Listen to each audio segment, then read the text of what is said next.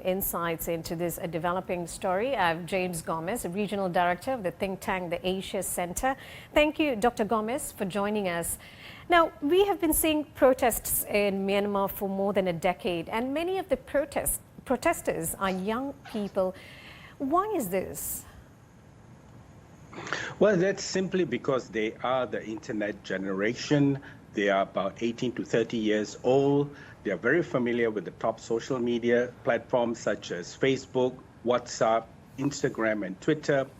Even from the first day of the coup and the internet was shut down in selected parts, you will see young people were very, very nimble to move away from Facebook and jump onto Twitter as they first shut down Facebook. Then they took on, Bluetooth-based apps to communicate. And finally, when the whole internet was shut down, they resorted to traditional telephone lines to coordinate. And we can also see some of the young people are using these, new technologies to do cross-border communication. And we've seen some of that collaboration between youths in Myanmar and Thailand for protests also on the ground in Bangkok.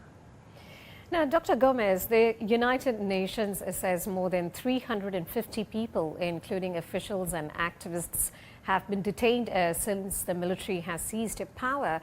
Now, this is not the first time the military has seized power. What do you expect for the country's future?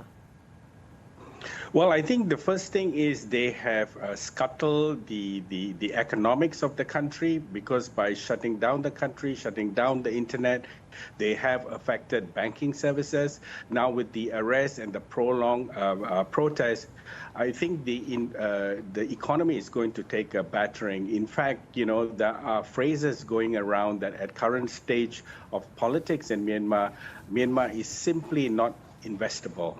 Unless this coup is stopped and sanctions rolled back, I think the people of Myanmar, the government, and even the broader community, both in the region and abroad, will be reeling from the economic fallout of this military coup.